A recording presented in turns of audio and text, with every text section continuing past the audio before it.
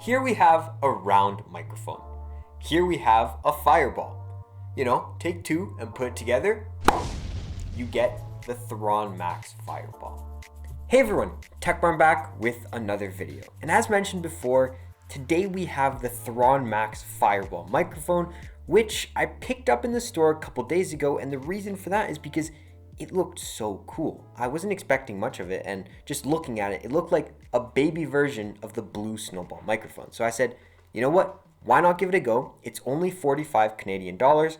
Might as well try to see how it is, if it's worth it, and if you should pick one up or not. Now as well, one thing before we start the video, I do want to state that everything in this video is being recorded using the Thronmax Fireball.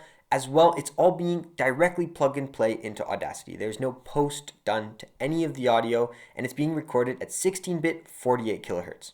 Now to start things off, let's start off with the design. And right off the bat, the thing that really caught my attention from the design is the stand. The stand is made out of aluminum too, which surprised me even more. I thought it'd honestly be plastic, didn't expect much from it, but once I took it out of the box, it was aluminum. I was like, damn, that's pretty good. Thronmax is putting some effort into it. Now another thing about the design which I'm a big fan of is the stand position. If you know microphones, you know that having the microphone aimed at your chest makes it so that you have the least amount of plosives and your audio sounds the cleanest. Because if I go really close to the microphone like right now, I feel bad for your ears. But aside from that, it's pretty good. On the back side, you do have a micro USB port to plug in the micro USB cable, which if you know Thronmax, they have multiple microphones that use USB Type-C. Why this one uses micro USB, couldn't tell you. Maybe call them and find out, but I have no idea why. And as well on the backside, you do have one other button. No gain dials, no different dials, no crazy buttons, just one singular one, to mute and to unmute. But the cool thing about that is when you click it, the microphone, from my point of view, turns red, hence the name Fireball. Pretty cool. Now as well, you do have a bit of branding on the microphone. If you for some reason forgot it was Thronmax, then you can look right down at it and you'll see Thronmax and their logo. So I guess that's always good to have as well. Now as well, you can see that there is some sort of mesh-like material on top of the microphone. And the best way to describe it is almost like you take some black underwear, you stretch it as much as you can, and you place it on top of this. It's very thin and in my opinion, pretty pointless. It's nowhere near something like this. If they included something like this on it, then, you know, that would be pretty useful. And even I could technically put this on this microphone, but that one's meant for the Yeti, so I'll keep it for the Yeti. Now moving on to kind of how this sounds in more of a natural environment. And to do that, we're going to put this microphone through a couple tests.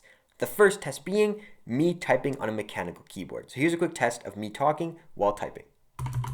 So as you can see right now, it is pretty loud and it will pick it up in the background. Not the best thing. Personally, if I had someone in my Discord call or Zoom call that does this, I would mute them. I don't even care if they're saying anything important.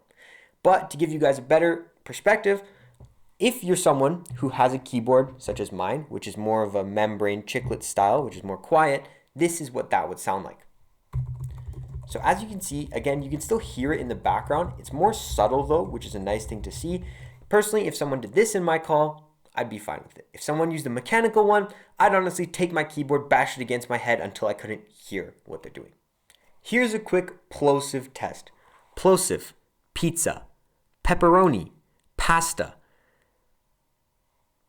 Now overall, who is this mic made for? I would say this mic is pretty much for people who want a small footprint microphone where they can just have on their desk whenever they want to use, whether it's a call, whatever, just to add a bit more of oomph to their voice. Because for instance, the other half of Tech Barn, he is stuck on using his Razer Kraken microphones, and I swear every single time I'm in a call with him, they sound horrible. You know, I've told him to upgrade, get a different microphone, but he just won't do it. So maybe, you know what, you guys should comment down below and let him know that he should upgrade from his Razer Krakens.